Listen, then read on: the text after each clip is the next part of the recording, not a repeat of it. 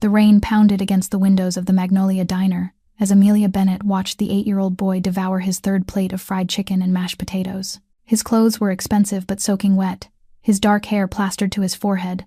But his eyes, those stormy gray eyes, held a loneliness that made her heart ache. She had no idea that feeding this hungry child would change everything. She had no idea that his father was Alexander Volkov, the Siberian ghost, the most feared man in Chicago.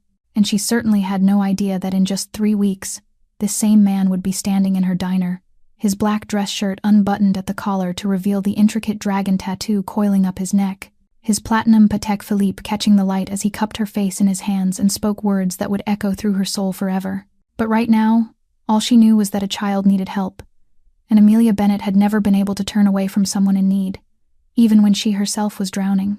If this story touched your heart, hit that like button and share it with someone who needs to believe in love. Subscribe now so you will not miss what happens next. Because sometimes, the greatest love stories begin with the smallest act of kindness. Amelia wiped her hands on her worn, fraying apron and slowly walked toward the corner table where the boy was sitting, pulling out a chair and lowering herself into it across from him, forcing the gentlest smile she could manage, even as her heart was heavy with worry. And the boy lifted his head to look at her, his clear gray eyes holding a flicker of wariness, like a small animal cautiously watching a world it did not trust. And when she asked his name, he hesitated for a moment before whispering that his name was Misha. Mikhail Volkov, though everyone called him Misha, his voice carrying a faint, unfamiliar cadence, proper English touched by the distant breath of a place Amelia could not immediately identify. And when she asked why he was here alone in the rain, his answer tightened her chest with pain, as Misha explained that he had gone to the mall with his nanny Tanya. But Tanya was busy talking on the phone with her boyfriend as always, and he grew bored and followed a stray cat outside. And when he came back, Tanya was gone. The mall was gone too, and he just kept walking through the rain until he saw the lights of this diner. And anger flared inside Amelia at the thought of a careless nanny who could allow an 8-year-old child to wander alone through the streets of Chicago. But then she looked into Misha's eyes and saw something deeper than the fear of a lost child. She saw a loneliness that had lasted far too long, the loneliness of a child accustomed to being left behind, a feeling she knew intimately, better than anyone, because 12 years earlier she herself had been a 15-year-old girl, standing in a cemetery under pouring rain, watching 2 coffins carrying her parents slowly lowered into the cold ground. A car accident, they said, as if those 2 words could explain how she lost her entire world in a single night, and her grandmother Maggie had taken her in, raised her in this very diner with the scent of butter and midnight cooking lessons. But then Maggie too had passed away 6 years ago from terminal lung cancer, leaving Amelia with more than $80,000 in hospital debt and a diner that was slowly dying. And then Derek had appeared, the man she believed was the love of her life, only to become her worst nightmare. 3 years of marriage, 3 years of beatings, humiliation, and control, down to every breath she took. And when he finally left, he took with him every last dollar of her meager savings. And now Amelia lived in a run-down studio apartment behind the diner with no hot water, no heat in winter, surviving on leftover food from the kitchen and working 18 hours a day just to keep the diner from closing. And the doctors said she was severely anemic and needed rest and proper meals. But how could she rest when the landlord Harold came every few days to threaten eviction, when the hospital's collection calls never stopped ringing, when she had only $23 left in her wallet to survive the week? Yet as she looked at Misha, at the storm, gray eyes slowly warming as he talked about the stray cat he had followed, Amelia forgot her own pain for a moment, reaching across the table to gently wipe the rain, still clinging to his cheek with a paper napkin. And Misha looked at her in surprise, as if he were unaccustomed to being touched with such tenderness. And in that moment, amid the storm, 2 lonely souls found each other.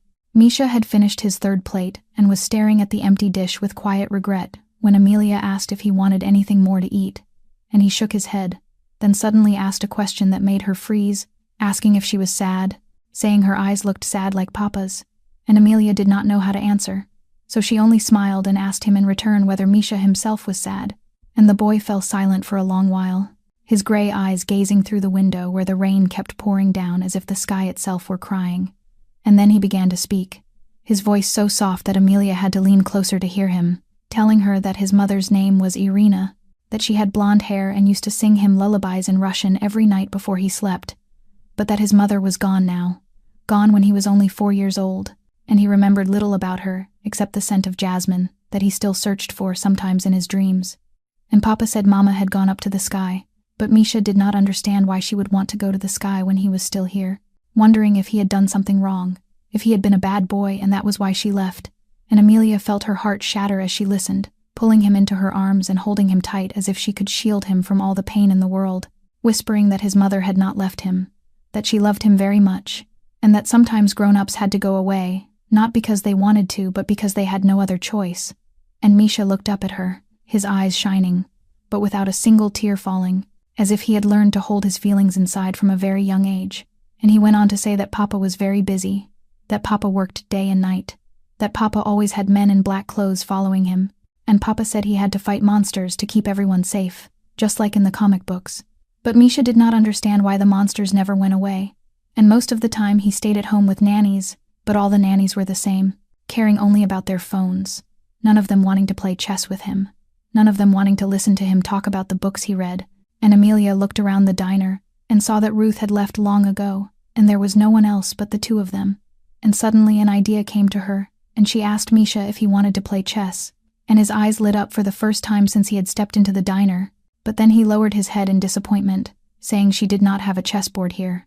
And Amelia smiled mysteriously and went behind the counter, returning with a handful of beer bottle caps and soda bottle caps which she arranged on a square plastic tray, declaring proudly that Corona caps would be the white pieces and Coca caps would be the black ones. And Misha stared at the improvised board with wide-eyed amazement before bursting into laughter. A clear, bright sound that echoed through the empty diner. And they played 3 games, Misha winning all 3, and Amelia had to admit that this 8-year-old boy played chess better than any adult she had ever met.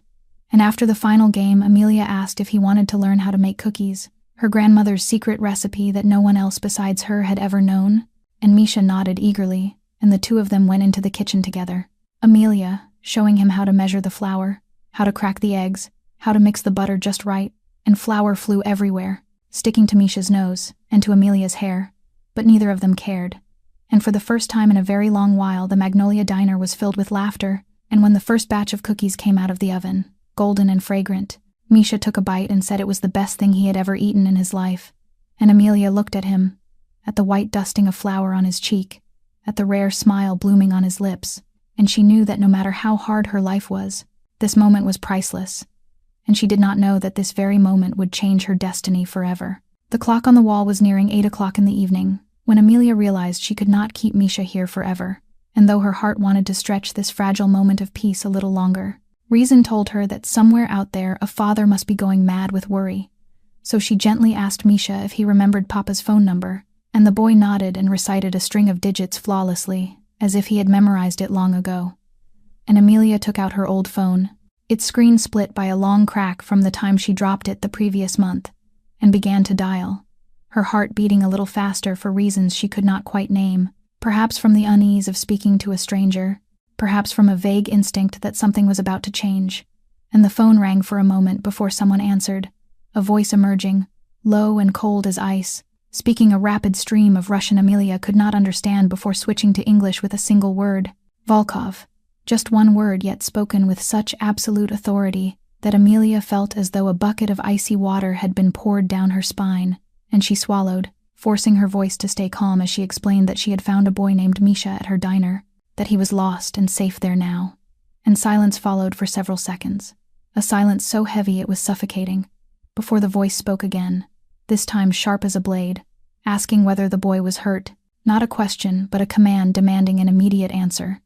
And Amelia hurried to reassure him that Misha was perfectly fine, that he had eaten and was very happy, and before she could say anything more the voice cut in, asking for the address, and Amelia read out the address of the Magnolia diner, her hand trembling slightly, though she did not know why.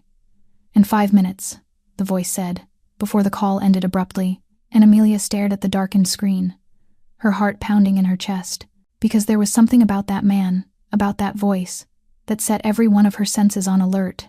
And she turned back to Misha, who was sitting on the chair swinging his legs and cheerfully eating his second cookie.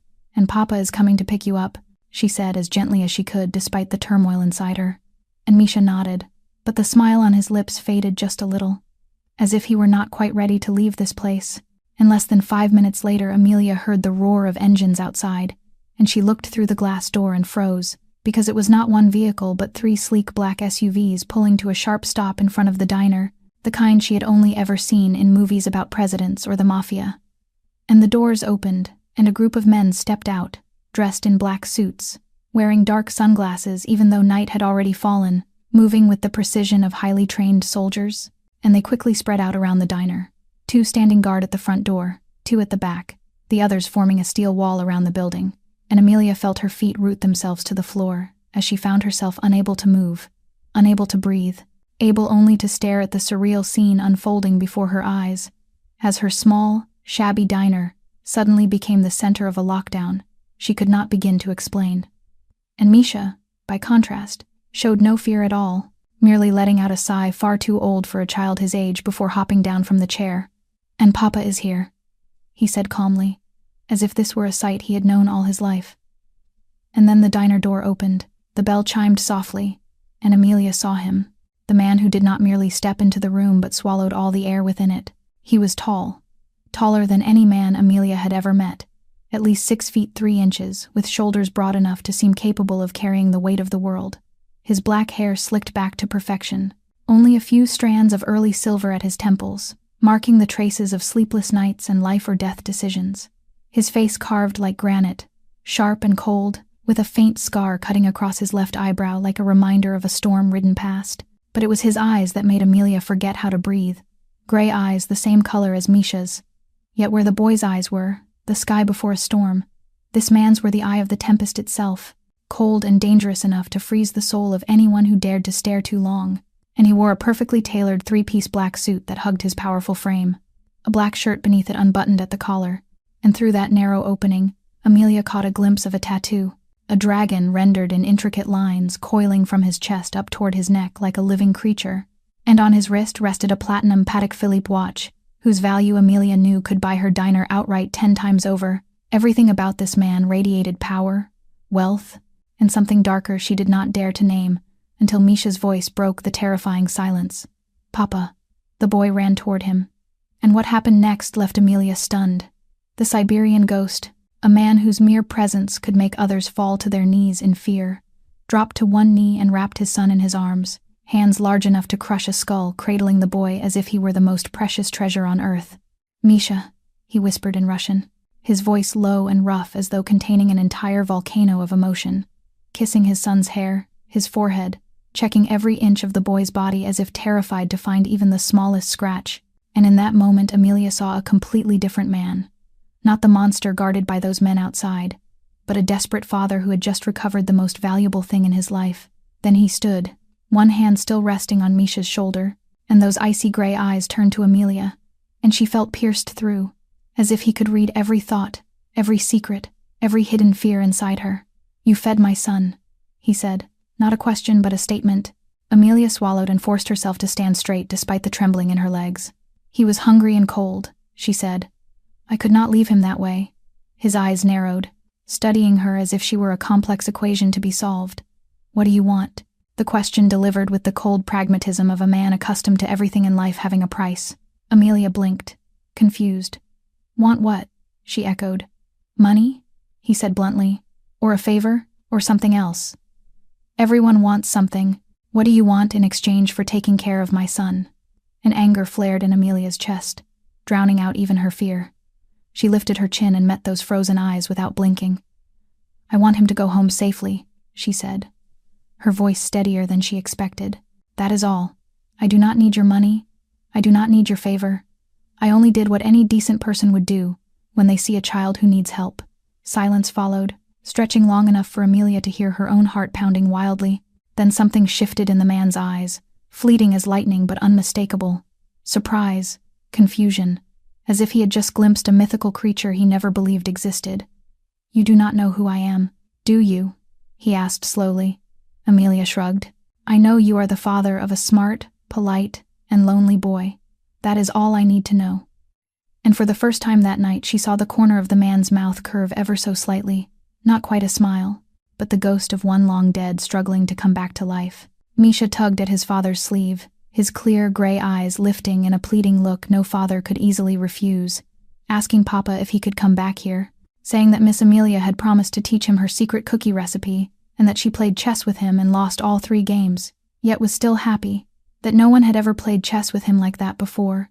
And Alexander looked down at his son before his gaze slowly shifted to Amelia, who stood there in her old, worn apron dusted with flour, her auburn hair loose and tangled, her calloused hands clasped together at her stomach, looking back at him with something he could not define, not fear though she had every reason to be afraid, not greed though he knew she was drowning in debt, not flattery though he was accustomed to people groveling before him, but steadiness and self-respect, something he rarely encountered in his world where everything and everyone could be bought.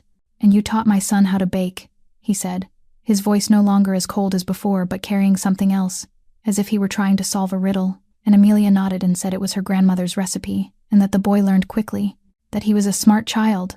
"I know," Alexander replied, his eyes never leaving her, and the silence stretched between them, tense but no longer terrifying. Then Alexander looked around the diner, his gaze passing over the peeling painted walls, the battered chairs, the ceiling fan creaking overhead, and Amelia knew he saw everything, the poverty, the struggle she tried to hide, and shame rose in her chest before she lifted her head, because she had nothing to be ashamed of. This was her grandmother's legacy. This was all she had, and she was proud of it. And when Alexander looked back at her, there was something new in his icy gray eyes, something Amelia could not read, and he reached into his suit pocket, pulled out a thick wad of cash, all crisp $100 bills, and placed it on the counter. And Amelia looked at the money and did not need to count to know it was at least $5,000, a sum that could save her from every debt crushing her shoulders.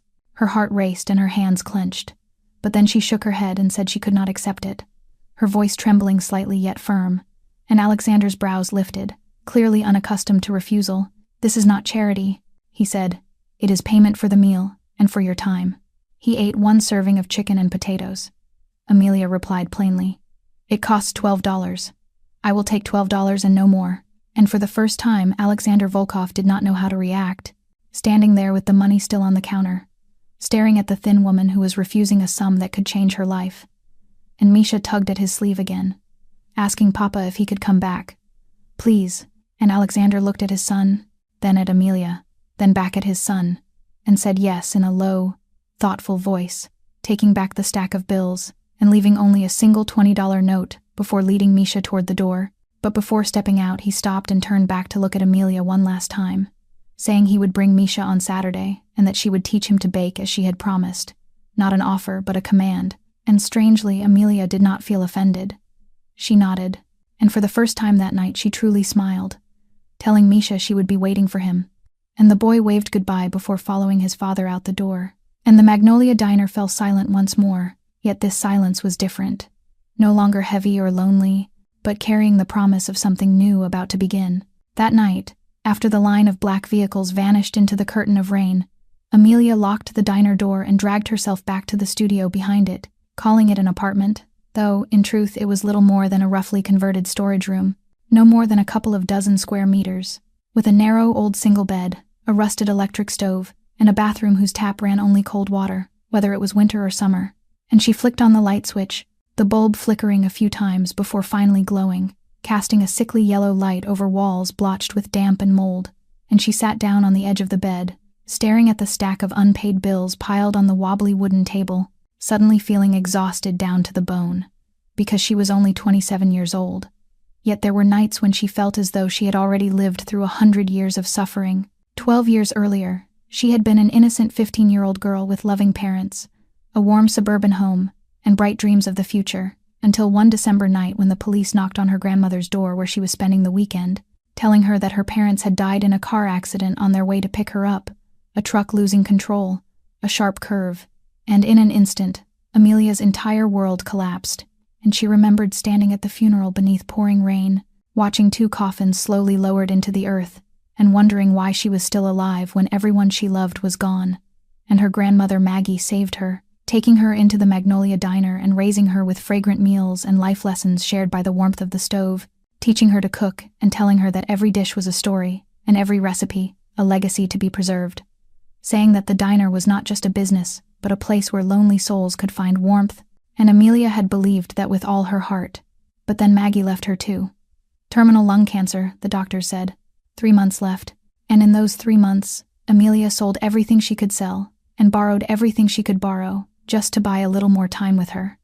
And when her grandmother closed her eyes for the last time, her hand still clasped around Amelia's, she realized she had lost the last family she had in the world and inherited a crushing hospital debt of more than $80,000. And then Derek appeared like a light at the end of the tunnel, or at least that was what she thought. Handsome and gentle, speaking the sweet words she had longed to hear after years of loneliness, proposing after only 6 months of dating, and Amelia said yes, believing she had finally found a safe harbor. But the nightmare began the night after the wedding.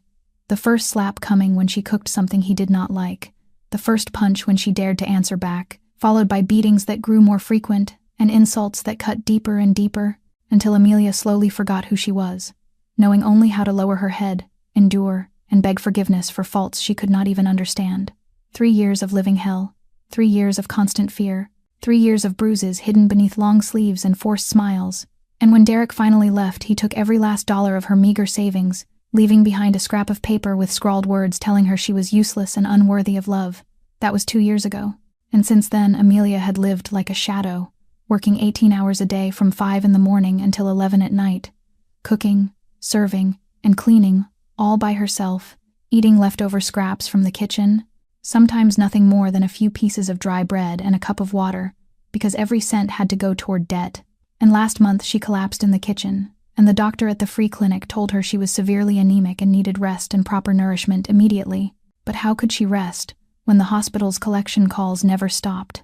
When the landlord Harold came every few days to threaten eviction? When she had only a few dollars left in her wallet to survive tomorrow?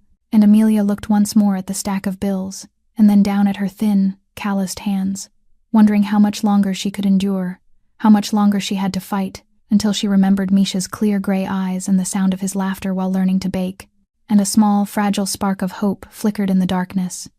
Maybe tomorrow would be better, she told herself as she did every night, even though she did not truly believe it. 3 days after that fateful stormy night, just as he had promised, Alexander brought Misha back to the Magnolia Diner, and Amelia was wiping down a table when the doorbell chimed, her heart quickening without warning as she saw the 8-year-old boy rush in with a radiant smile lighting up his face, calling out her name and asking excitedly what she would teach him to bake today. And behind him, Alexander entered with the same familiar presence, the perfectly tailored black suit, the cold gray eyes sweeping over the diner, as if assessing every corner, saying nothing as he merely nodded to Amelia before choosing the most secluded corner table, where he could observe the entire room without drawing attention, while Marcus, the tall bodyguard with a face carved from stone, took up his post outside the glass door like a silent statue, and Amelia forced herself not to dwell on the overwhelming presence of the man, focusing instead on Misha, as she told him they would be making apple pie that day. A recipe her grandmother had once said could warm anyone's heart even on the coldest days, and Misha eagerly followed her into the kitchen, and for the next 2 hours the small diner was filled with the sound of children's laughter, a sweetness Amelia had nearly forgotten, as the boy learned quickly, his small hands skillfully kneading dough, slicing apples, sprinkling cinnamon sugar with serious concentration, though from time to time Amelia caught him glancing toward the corner table where his father sat, as if he needed to reassure himself that Papa was still there, had not vanished like so many others in his life, and each time Alexander gave a slight nod, a small gesture that was enough to send Misha back to his task with renewed ease. And when the first apple pie came out of the oven, golden and fragrant, Misha insisted on bringing a slice for his father to taste, and Amelia watched from afar as the boy ran to the corner table, setting the plate down with glowing pride. And Alexander looked at the pie, then at his son, and Amelia saw the faintest curve touch the corner of his mouth before he cut a piece, tasted it, and nodded to Misha, saying simply that it was good, 2 plain words that were enough to make the boy leap with joy. And that was the first day, followed by the second, the third, the fourth, with Alexander bringing Misha almost every afternoon, the pattern repeating itself as the boy cooked with Amelia in the kitchen while his father worked quietly at the corner table on a silver laptop, his eyes occasionally lifting to them. And then Amelia began to notice something strange, because the diner suddenly had customers, not just Ruth or the handful of familiar regulars, but new faces, men in expensive suits, women wearing glittering jewelry, who came in for coffee and meals, left generous tips, and slipped away without a word. And Amelia was not foolish.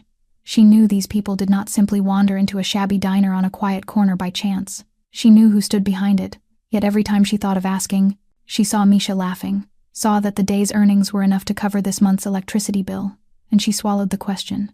telling herself that perhaps this was Alexander Volkov's way of showing gratitude, a way that did not wound her pride as taking money directly from him would have. And one afternoon, as Misha animatedly talked about a stray cat he had named Whiskers and secretly kept in the garden of the estate, Amelia caught Alexander looking at her, not with the cold, measuring gaze of their first meeting, but with something else, something deeper. She could not read, and she quickly turned away, pretending to busy herself with the stove, though the warmth lingering on her cheeks refused to fade, and she told herself it was only because the kitchen was too hot, nothing at all to do with the man sitting in the corner of the diner. 1 week had passed since Alexander and Misha began coming to the diner regularly, and Amelia was slowly growing accustomed to this new rhythm of life.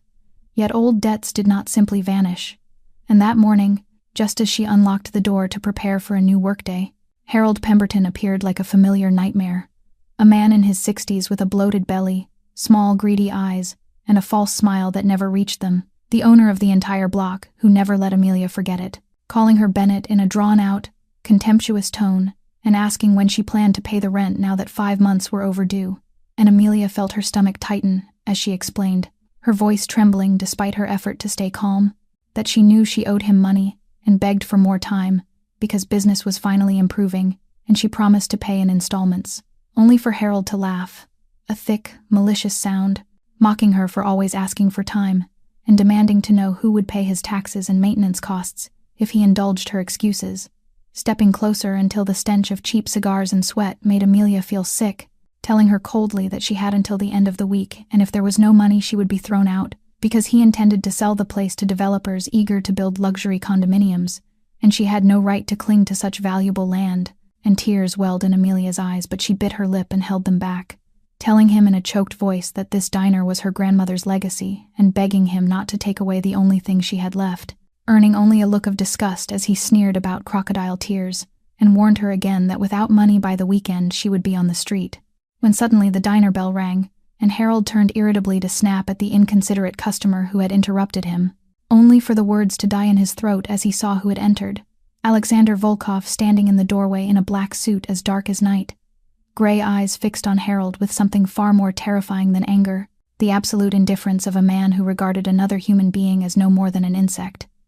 With Marcus filling most of the doorway behind him, massive and emotionless, and Alexander asked calmly if there was a problem here, his voice steady as if discussing the weather, though every word carried the weight of a deadly threat, and Harold went pale as sweat slid down his temple, knowing exactly who stood before him, knowing who in Chicago did not know the Siberian ghost, or the stories of those who dared oppose him, and vanished without a trace, stammering Volkov's name and asking what he was doing here, saying he had not known he was acquainted with Bennett.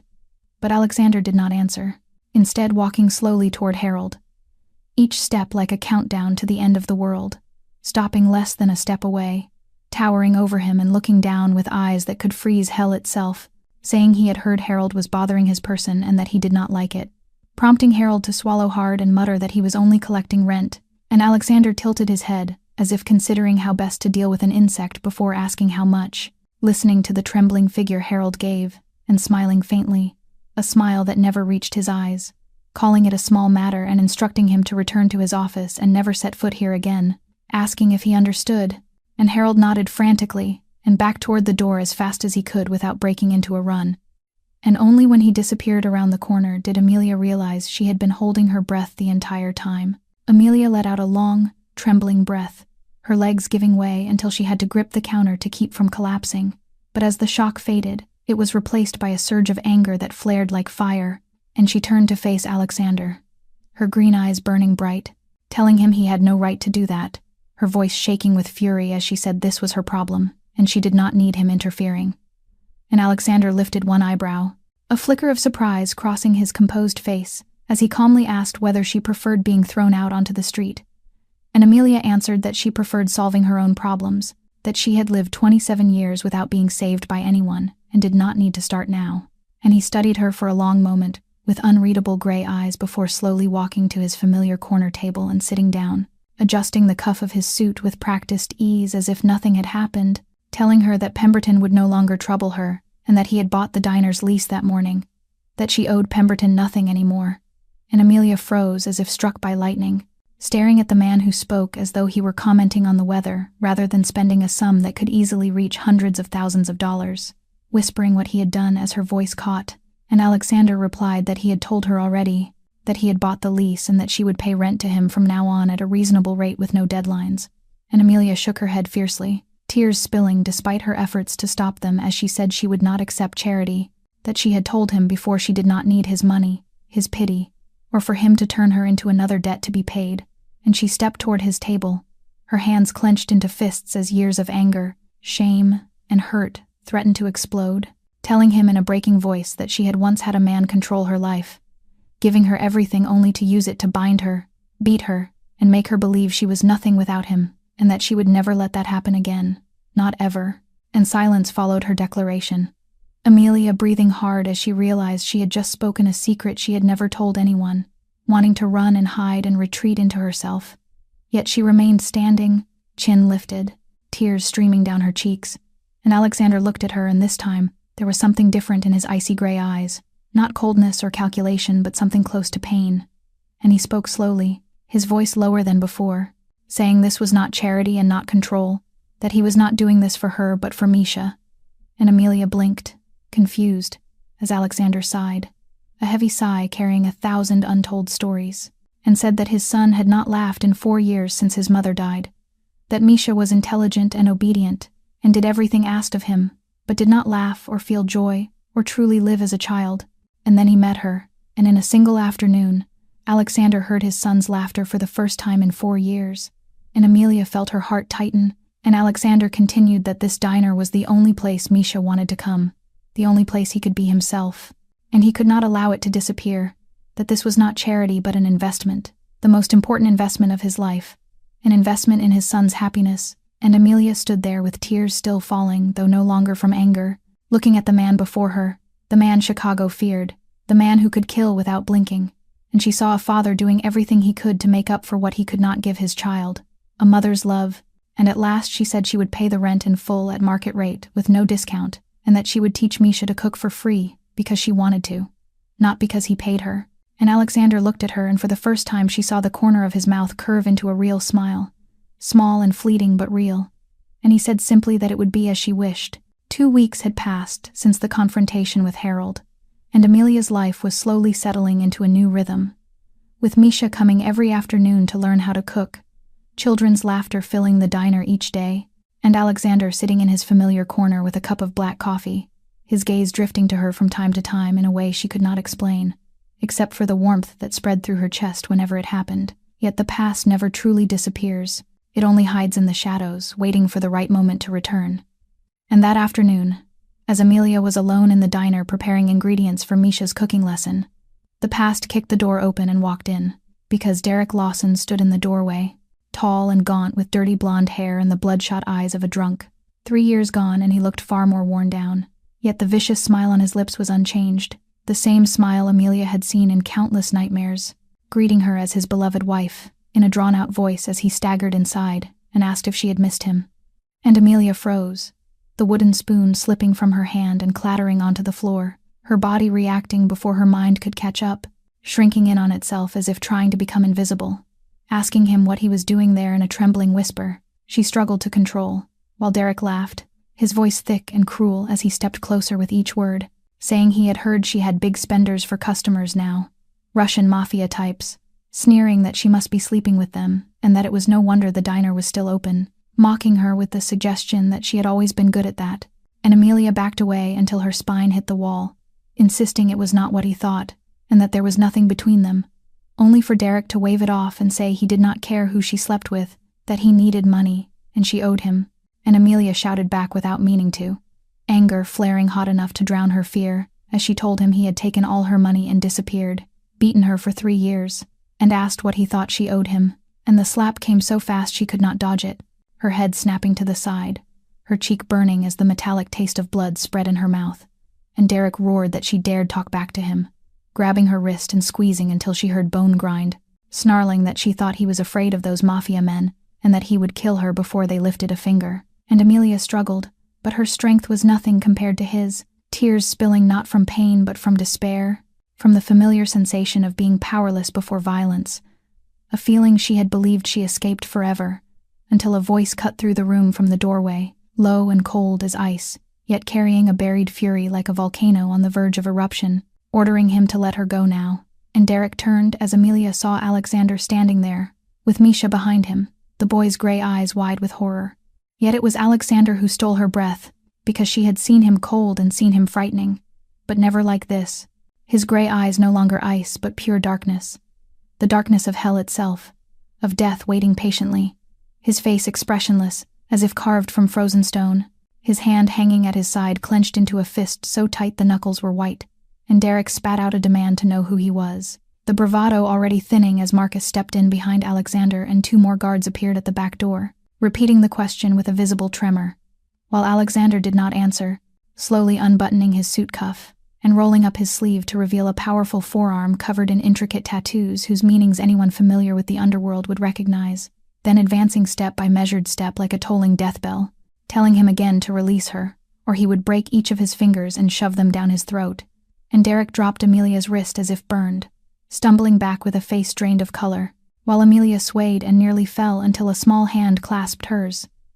And she looked down to see Misha there, gray eyes swimming with tears as he looked at her with worry and pain and whispered to ask if she was all right. And it was that question, those eyes, that finally broke Amelia, and she began to cry out loud.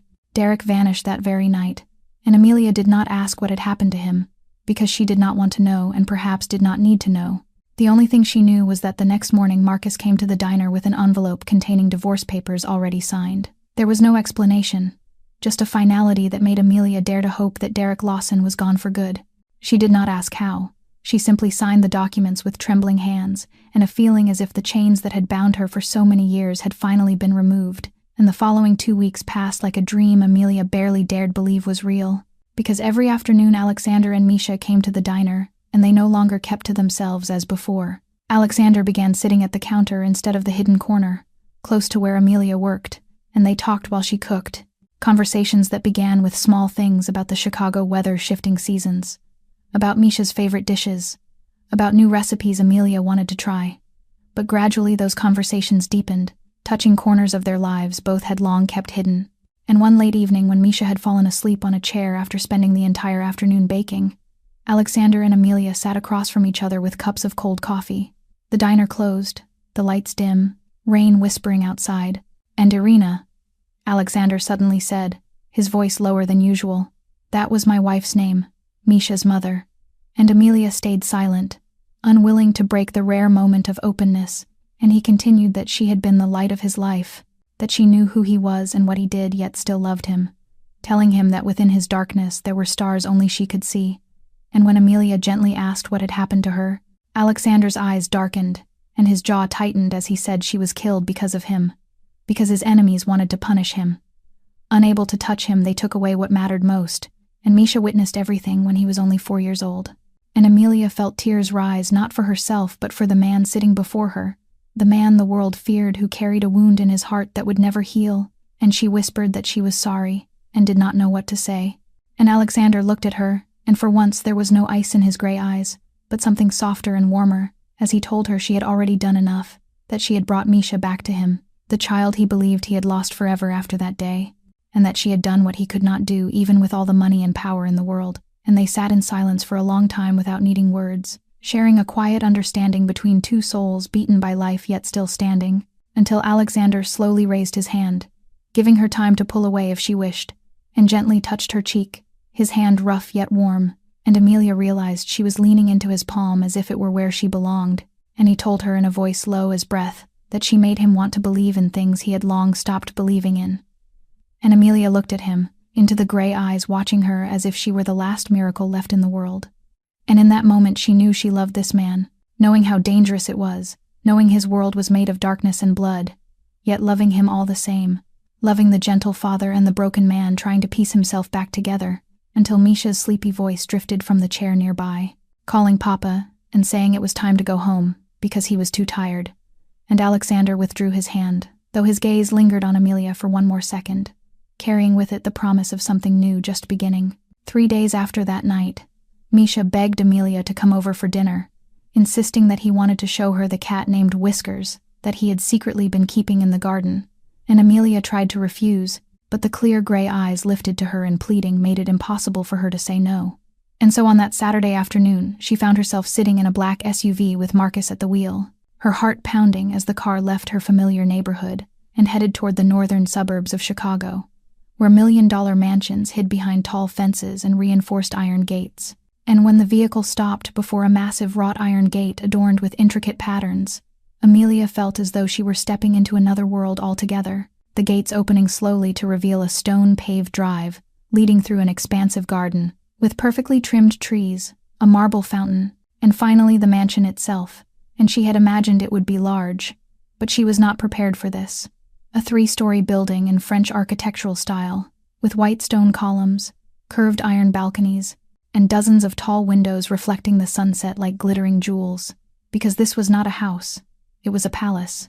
And Amelia heard her name as Misha ran out through the grand doors with a radiant smile, announcing that she had come and that he would take her to see Whiskers right away, pulling her through the garden to show her every flower bed and every favorite hiding place, until they reached the calico cat curled inside a small wooden shelter beneath an ancient oak tree. And Amelia laughed, savoring Misha's innocence. Yet she could not ignore the guards positioned throughout the garden, the security cameras mounted at every corner, the invisible layers of protection surrounding the place like a fortress. And dinner was served in a vast dining room with an oak table large enough to seat 20 people, though only the 3 of them sat together at one end, close like a real family, the food prepared by a private chef.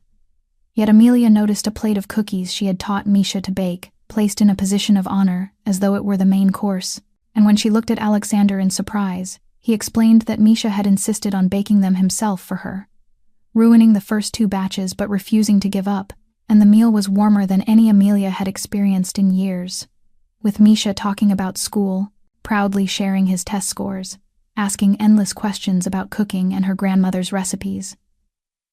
While Alexander listened, occasionally adding a comment, his gaze continually returning to Amelia with a warmth she was beginning to recognize. And after dinner, when Misha had finally gone to bed after countless requests for just 5 more minutes, Alexander led Amelia out onto the second-floor balcony, where she could see the entire garden below, the city of Chicago glittering in the distance, and a night sky scattered with stars. And he asked her what she saw, standing close enough for her to feel the heat of him beside her. And Amelia looked around at the luxury, at the guards still standing watch in the darkness, at the world she did not belong to, and answered honestly that she saw a golden prison. And Alexander turned to her, his face softened by moonlight, telling her in a low, aching voice that she should stay away from him, that he had pulled her into this world without asking her consent, that he was selfish and he knew it, but now he was telling her the truth, that he was darkness, that he was death and danger, that anyone who came close to him was hurt, that she had seen what happened to Irina, and that he could not endure it if the same thing happened to her. And Amelia looked at him, into gray eyes filled with real fear, the fear of loss, the fear of repeating tragedy, and she realized that he was not pushing her away because he did not want her, but because he wanted her so deeply that he was willing to let her go to keep her safe. And she asked what if she wanted to stay, her voice steadier than she expected. And Alexander stared at her as if she had said something impossible, telling her she did not understand, and Amelia stepped closer and said that she understood far more than he thought, that the real question was whether he was brave enough to allow someone to stay, or whether he would continue hiding alone in the darkness forever. Alexander did not answer right away, standing there in silence, his gray eyes fixed on her with an intensity that made Amelia feel as if she were being burned from the inside out. And then he turned away and walked down the steps leading into the garden, with Amelia following without needing an invitation, moving between rows of white roses in full bloom beneath the moonlight, their sweet fragrance drifting through the cool night air, until Alexander finally stopped beside the fountain, the sound of trickling water like a gentle melody, and he said in a low, rough voice that she knew who he was.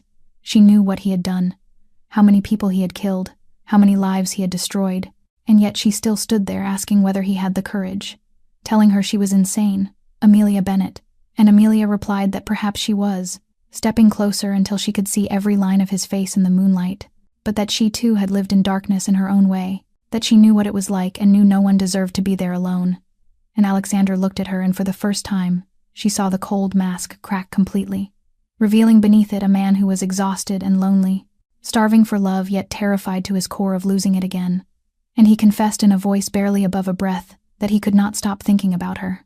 From that rainy night onward, from the moment she fed his son and refused his money as if he had insulted her, that he had tried to push her from his mind but could not, that she was everywhere, in his dreams, in his thoughts, in every waking moment, and that he did not know what to do with it, did not know how to love someone without destroying them, and Amelia felt her heart melting as she lifted her hand to his cheek, feeling the warmth of his skin and the roughness of stubble beneath her palm, and he closed his eyes at her touch as if it were something he had longed for his entire life, and she whispered that perhaps he did not need to know how, that perhaps they only needed to figure it out together. And when she finished speaking, Alexander opened his eyes, and in that instant the gray within them ignited, and he bent down, one hand lifting her chin, the other wrapping around her waist to pull her close, and then their lips met, the kiss beginning softly like a question, like a request for permission. But when Amelia responded, when she slid her arms around his neck and drew him closer, the kiss flared into something fierce and desperate, like two drowning souls clinging to each other in a storming sea, and he kissed her as if she were air and he were suffocating, as if she were light and he had been lost in darkness for far too long. And Amelia kissed him back with everything she had, with all the pain she had endured, all the loneliness she had carried, all the love she believed had died but was now roaring back to life stronger than ever. And when they finally pulled apart, they were both breathless, foreheads touching, standing in the rose garden beneath the moonlight, like figures torn from a fairy tale. Yet this was no fairy tale. Amelia knew that.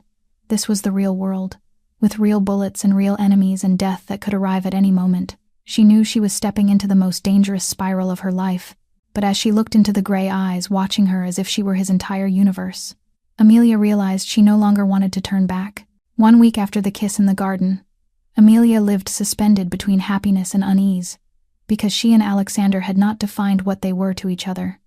Yet the lingering looks, the accidental brushes of hands, and the late-night conversations said everything. She was in love, and she knew he was too, even though neither of them spoke it aloud. But life never allows happiness to last too long without demanding a price, and that afternoon Amelia was alone in the diner, preparing to close early so she could go to the estate for dinner with Misha as promised. And she did not hear the bell or the footsteps, until the familiar voice behind her froze her blood, asking if she missed him, darling wife. And she turned to see Derek standing there, not the Derek from before, but a man like a cornered wild animal, eyes bloodshot and crazed, clothes filthy and rumpled, a handgun in his grip aimed straight at her. And Amelia went rigid, unable to breathe or move, staring into the dark mouth of the gun as if into death itself, while Derek ranted that he had told her not to get involved with the Russians, that they threatened him, drove him out of the city, banned him from returning. But he would show them. He would kill her, and then they would learn not to mess with Derek Lawson. And Amelia begged him to put the gun down, her voice shaking so badly she barely recognized it, telling him they could talk, only for him to laugh madly and say he had tried to talk and no one listened, so the gun would speak for him.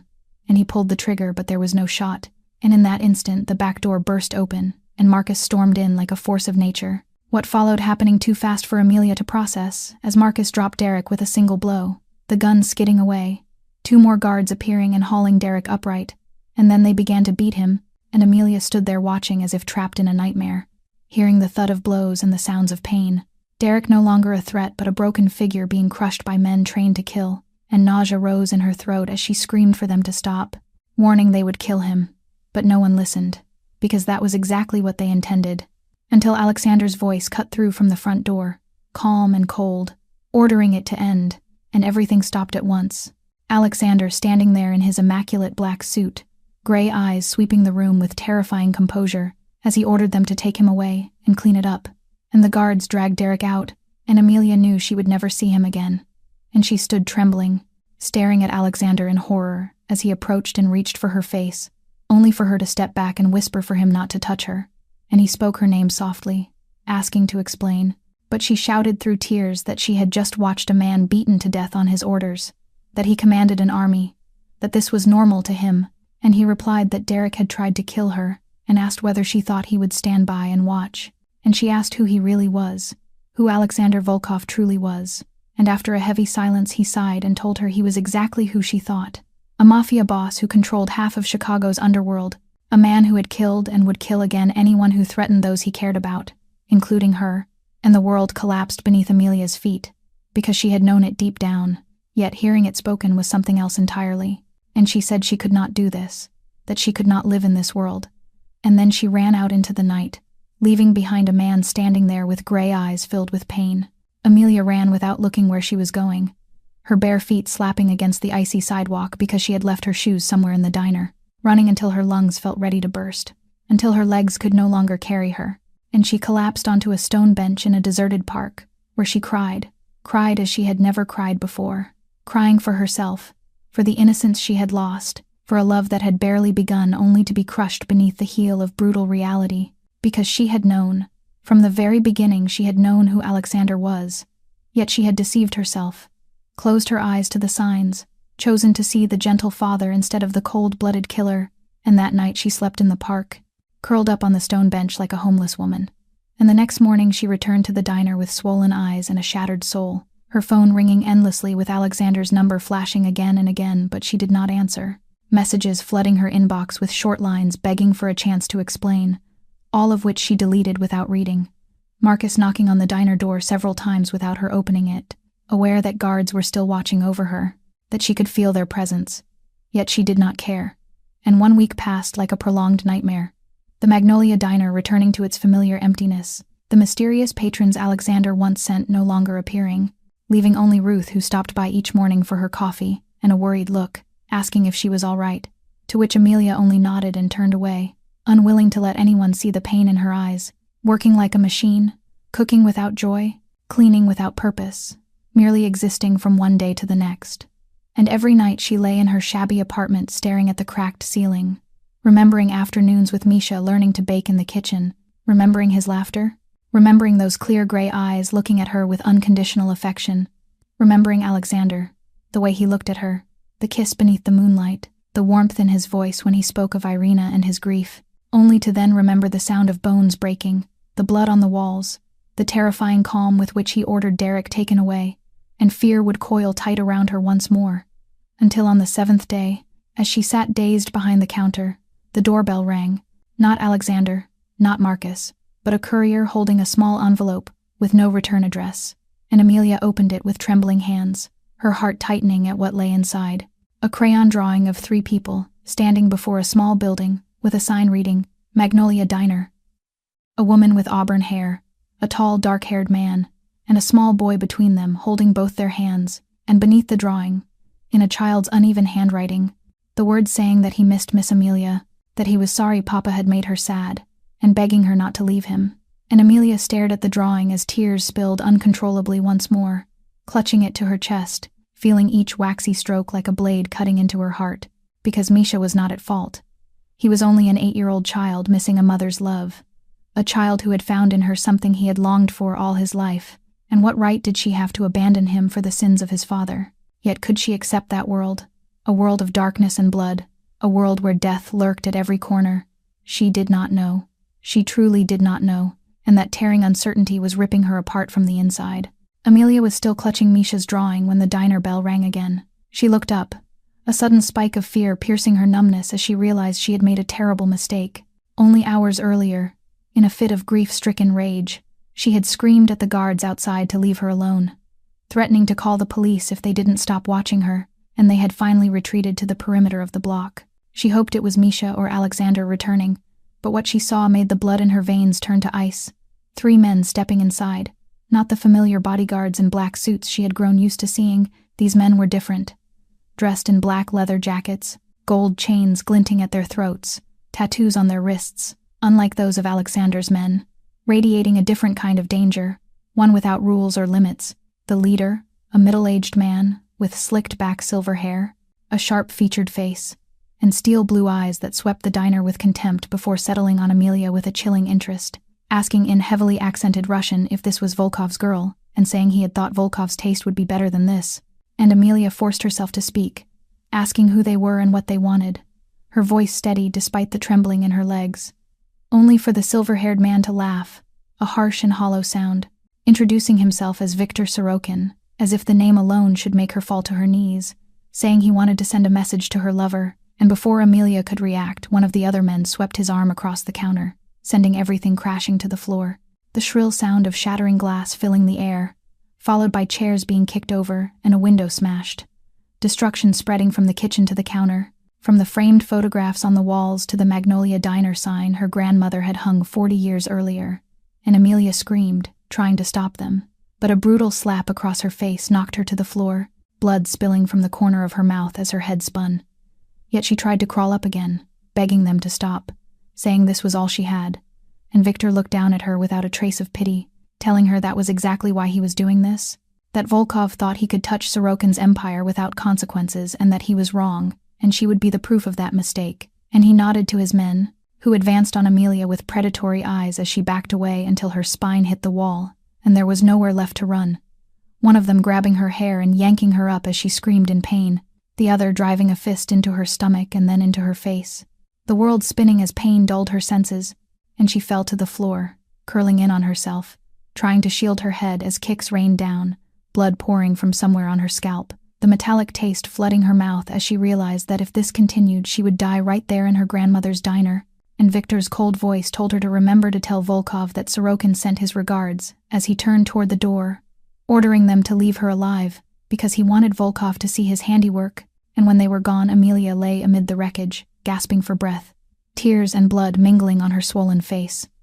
Reaching weakly for her phone lost somewhere among the shards of glass, and when her fingers finally touched the cracked screen she did not think, she simply dialed the one name that filled her mind, whispering Alexander as the line rang, her voice breaking with sobs as she begged him to come, saying she needed him, not knowing what she called him or what else she said, only knowing that before she lost consciousness, she heard his deep voice through the phone, filled with panic and fear, calling her name over and over, telling her to stay on the line, telling her he was coming, telling her to hold on because he was coming. Amelia woke in an unfamiliar room, lying on a soft bed dressed in white silk sheets. Late afternoon sunlight filtering through heavy curtains as it took her a few seconds to remember what had happened, the diner destroyed, the beating, and then the call she had made to Alexander. And when she tried to sit up, a sharp pain tore through her body and drew a groan from her lips. "Do not move." The familiar deep voice came from the corner of the room, and she turned her head to see Alexander sitting in an armchair beside the bed, gray eyes darkened with exhaustion, his suit rumpled as if he had been there for hours. "How long have I been here?" Amelia asked hoarsely. 2 days, he replied. "The doctors say you have 2 broken ribs, a mild head injury, and countless bruises. You are very lucky to be alive." Amelia closed her eyes as images of that night surged back like a nightmare.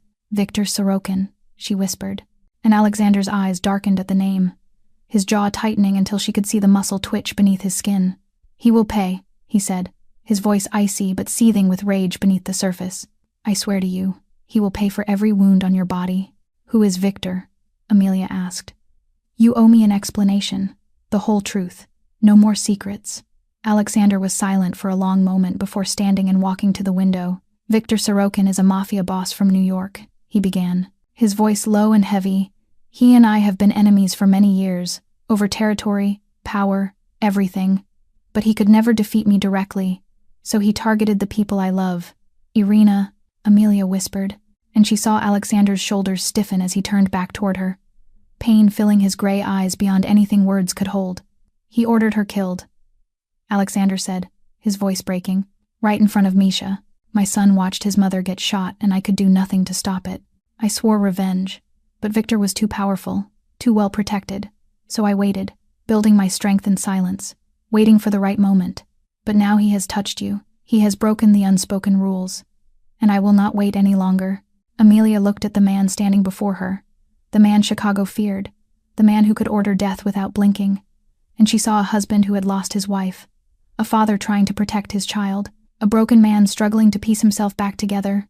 "I am staying," she said, her voice steadier than she expected, and Alexander stared at her as if he had misheard. "You do not understand," he said. "Being with me means living in danger every day. It means you could die at any time. I understand," Amelia replied. "And I still choose to stay. I choose you. I choose Misha. I choose this family no matter how mad or dangerous it is. Because for the first time in my life I feel like I belong somewhere." Alexander moved to the bed and sat beside her, lifting a hand to gently stroke her hair with a tenderness she never imagined those killing hands could hold. "Are you sure?" he asked softly. And instead of answering, Amelia pulled him down and kissed him. A kiss, tasting of tears and desperation, yet filled with a promise of a future neither of them had dared to imagine. That night they were together for the first time. Not in wild passion, but in warmth and comfort, two shattered souls finding healing in each other's arms, and Amelia fell asleep against Alexander's chest, feeling truly safe for the first time in years. But peace did not last. In the middle of the night, Alexander's phone rang, shattering the silence. Amelia woke as he jolted upright and saw his face change in the dim glow of the screen. "When?" he asked in Russian, his voice icy but threaded with rising fear. "Find him. Find him at all costs." He ended the call and turned to Amelia, his gray eyes no longer ice but hellfire. "Misha," he said, his voice breaking. "Our security system was hacked from the inside. The traitor has already been executed, but it is too late. The perimeter alarms were disabled without a sound. Victor's men slipped in and took Misha right from his bed. The line of black vehicles tore through the Chicago night like heralds of death, and Amelia sat beside Alexander in the car, feeling the fury radiating from the man next to her like the heat of an impending volcanic eruption, because he did not speak a single word the entire drive, his gray eyes fixed straight ahead with lethal focus, yet his hand gripped hers, as if she were the only anchor keeping him from plunging into madness. And Victor had called demanding a meeting at an abandoned warehouse in the southern Port District, a place Marcus said was neutral ground between the two factions, insisting Alexander come alone, though Amelia knew that would never happen, not because Alexander feared death, but because he feared dying before saving his son. And when the convoy stopped before the massive warehouse with its stained concrete walls and rusted metal roof, Alexander told her to stay in the car and promise him she would not move no matter what happened. And Amelia nodded even though they both knew it was a lie. And Alexander looked at her one last time, gray eyes holding every word of love he never said aloud, before stepping into the darkness with Marcus and the guards. And Amelia waited exactly 3 minutes, before quietly opening the door and slipping inside through a side entrance she had noticed when the car arrived.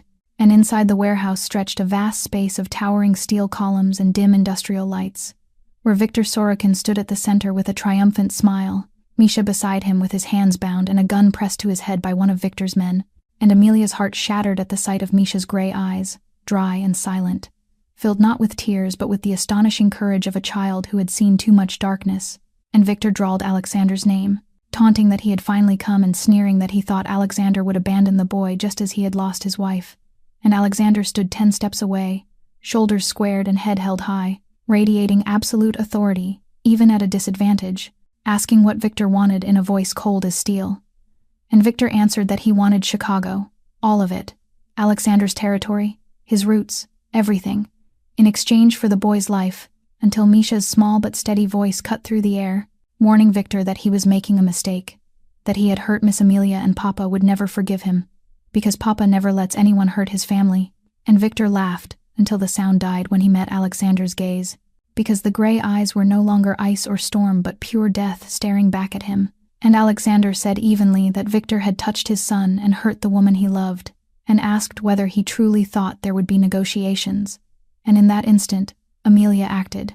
She knew she had no strength to fight, and even a deep breath made her broken ribs feel like they were being stabbed with knives. But she saw a heavy industrial trolley loaded with scrap metal standing just a few feet away from a stack of rusted pipes balanced precariously against a column. She knew she couldn't fight, and lifting anything was impossible with her broken ribs, but she could push. She just needed momentum. Gritting her teeth against the white-hot agony exploding in her chest with every shallow breath, Amelia grabbed the handle of the trolley.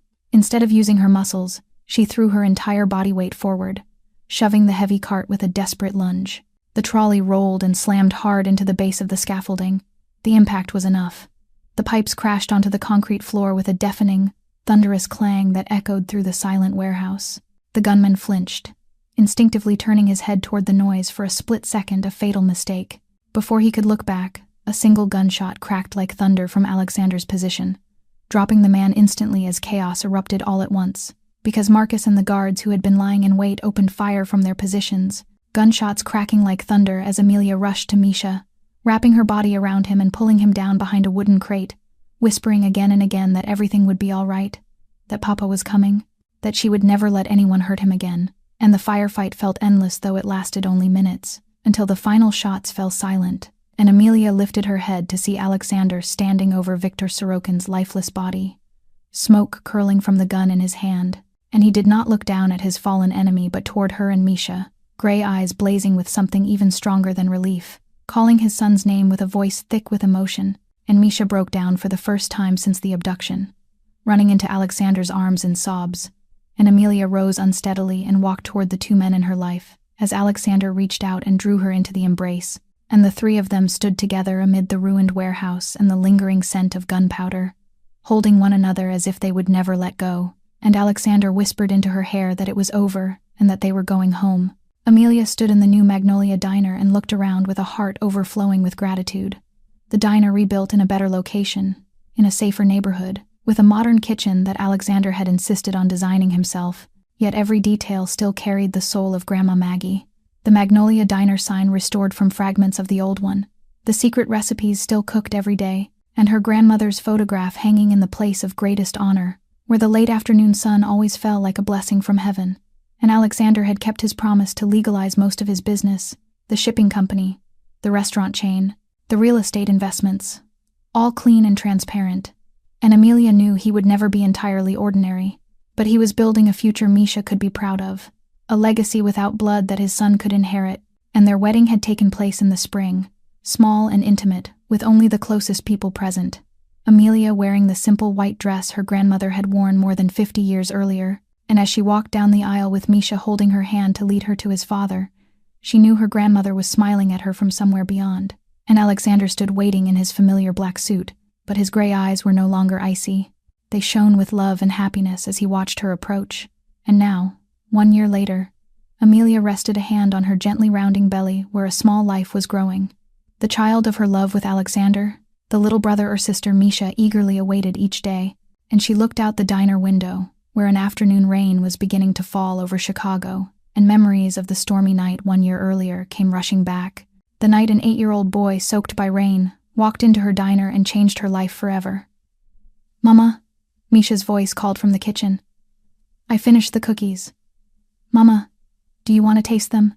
And Amelia turned, tears spilling at the sound of that word, because Misha had begun calling her Mama 3 months earlier, on the anniversary of Irina's death, when the boy placed flowers on his birth mother's grave and said that Mama should not worry anymore because he had a new mother now, and she loved him very much. And Amelia stepped into the kitchen where Misha stood with an apron dusted in flour and a radiant smile, now 9 years old, taller and more grown, yet with the same clear gray eyes as the first day.